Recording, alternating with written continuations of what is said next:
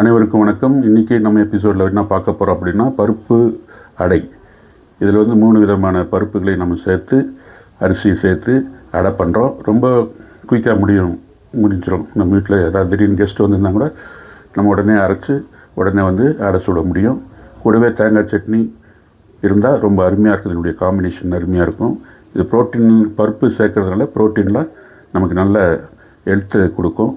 அதனால் இந்த அடையை நீங்கள் செஞ்சு பாருங்கள். வாங்க செய்முறைக்கு போகலாம். தோசைக்கு தேவையான செய்முறை பார்த்துடலாம். இப்போ ஒரு பவுலில் நான் ஒரு கப்பில் அரிசி எடுத்துருக்கிறேன். நான் பச்சரிசி தான் எடுத்துருக்கிறேன். புழுங்கல் அரிசி கூட நீங்கள் போடலாம். எந்த கப்பில் நீங்கள் வீட்டில் இருக்கிற கப்போ ஒரு டம்ளரோ எடுக்கிறீங்களோ அதில் நீங்கள் மெஷர் வச்சுக்கோங்க. நான் ஒரு கப்பு பச்சரிசி போட்டிருக்கேன். இதுலேயே துவரம்பருப்பு பாதி கிளாஸ் துவரம்பருப்பு போட்டிருக்கேன். அரை கிளாஸ் கடலைப்பருப்பு போட்டிருக்கேன்.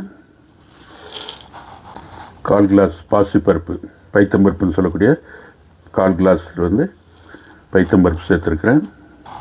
அதே கிளாஸில் 1/4 கிளாஸ் உளுத்தம்பருப்பு, முழு உளுத்தம்பருப்பு சேர்த்துருக்கேன். பாருங்கள், இதெல்லாம் நல்லா கழுவி ஒரு 3 மணி நேரம் ஊற வைக்கணும். கழுவி எடுத்துகிட்டு வந்துடலாம். இப்போ கழுவி எடுத்துகிட்டு வந்த பிறகு அது கூட ஒரு 10-12 காஞ்ச மிளகாய் சேர்க்குறேன். காரத்துக்கு தகுந்த மாதிரி அதிகமாகவோ கம்மியாகவோ நீங்கள் சேர்த்துக்கலாம். இப்போ நல்லா ஊறி வரட்டும். ஒரு 3 மணி நேரம் பின்பு பார்க்கலாம். 3 மணி நேரம் ஊறிடுச்சு. இப்போ இது அரைச்சி எடுத்துகிட்டு வந்துடலாம். அரைக்கிறதுக்கு தேவையான என்னென்ன பொருள் சேர்க்கலாம் அப்படிங்கிறத நம்ம இப்போ பார்க்கலாம். வச்சுக்கலாம். இதில் ஒரு 10 பல் பூண்டு போட்டுக்குவோம். 1 டீஸ்பூன் சோம்பு சேர்த்துக்குவோம். 1 துண்டு பட்டை சேர்த்துக்குவோம். இப்போ இது நல்லா குறன்னு அரைச்சி நைஸாக அரைக்கக்கூடாது. குறன்னு இது ஒரு பெரிய ரவை இருக்கு இல்லையா, அந்த ஒரு பதத்துக்கு இதை அரைச்சிக்கலாம். தேவையான உப்பும் இது சேர்த்துக்குவோம்.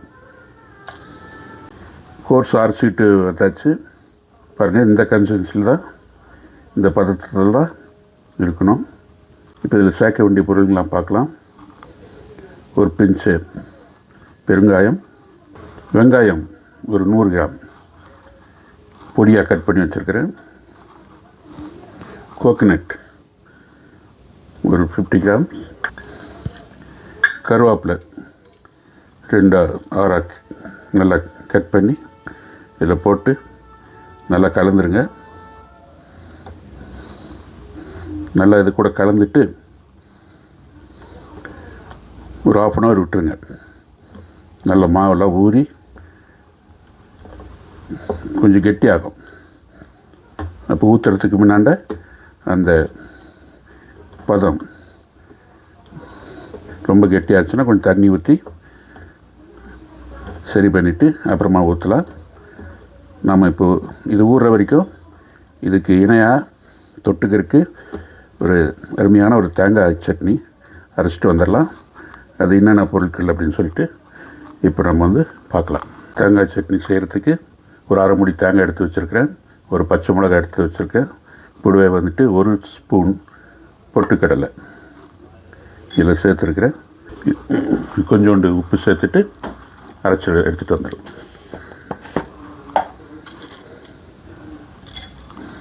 அரைச்சிட்டு வந்த சட்னி இப்போ தாளிச்சிக்கலாம். 2 டேபிள் ஸ்பூன் எண்ணெய் ஊற்றிக்கலாம். எண்ணெய் காஞ்சிடுச்சுங்க. 1/2 டீஸ்பூன் கடுகு, 1/4 டீஸ்பூன் சீரகம், 1/2 டீஸ்பூன் இதில் கருவேப்பிலை, காஞ்ச மிளகாய் 2 கிள்ளி போட்டிருக்கேன். தாளிப்பு ஆயிடுச்சு. அந்த தாளிப்பை சட்னியில் கொட்டிக்கலாம். சட்னி ரெடி ஆகிடுச்சுங்க. இப்போ தோசையை எப்படி ஊற்றுறதுன்ட்டு பார்ப்போம். அடுப்பில் ஒரு கல் வச்சுக்கோங்க. கல் காயிட்டோம். கல் காய்ஞ்சோடனே நம்ம அடையை ஊற்றி எடுத்துருவோம். கல் காஞ்சிடுச்சு. இப்போ அடையை ஊற்றிடுவோம்.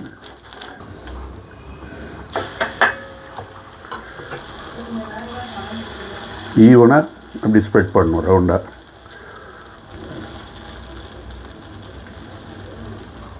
மீடியம் ஃப்ளேமில் வச்சுக்கோங்க ஸ்டவ்வு. தோசை மாதிரி மெலிசாக வராது. அடைங்கிறது கொஞ்சம் திக்னஸ் இருக்கும் தான். கொஞ்ச நேரம் பொறுத்து மேலெல்லாம் கொஞ்சம் அப்படி காஞ்சி வரும்போது சுற்றிலும் கொஞ்சம் எண்ணெய் விடுங்க.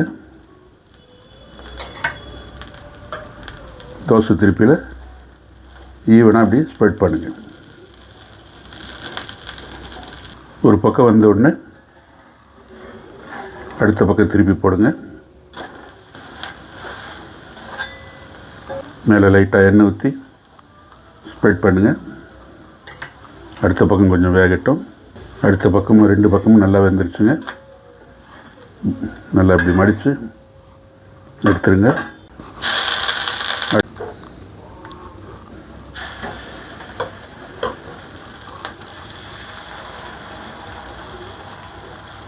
கரண்டிலே அந்த மாதிரி ஸ்ப்ரெட் பண்ணலாம். இந்த மாதிரி கிண்ணம் இருந்தால் உங்களுக்கு இன்னும் ஈஸியாக ஒரே ஈவனாக வரும். அதுக்கோசரம் நான் கிண்ணத்தில் ஊற்றி காமிக்கிறேன் உங்களுக்கு. இது ஒரு பக்கம் வேகட்டும். எண்ணெய் ஊற்றிக்குவோம். மேலே ஈவனாக ஸ்ப்ரெட் பண்ணுவோம். அடுத்த பக்கம் மாற்றிடுவோம். நல்லா பொன்னிறமாக வந்திருக்கு பாருங்கள். கலர் அருமையாக இருக்குது. அடுத்த பக்கம் வந்துருச்சுங்க. எடுத்துடலாம். மடித்து போட்டுக்கலாம்.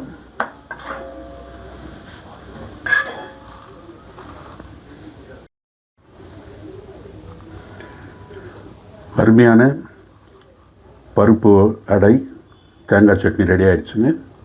சுவைச்சு பாருங்கள், செஞ்சு பாருங்கள். சப்ஸ்கிரைப் பண்ணாதவங்க சப்ஸ்கிரைப் பண்ணுங்கள். பெல் பட்டன் கிளிக் பண்ணுங்கள். நன்றி. அடுத்த எபிசோடில் நம்ம அடுத்த ரெசிபியை பார்க்கலாம்.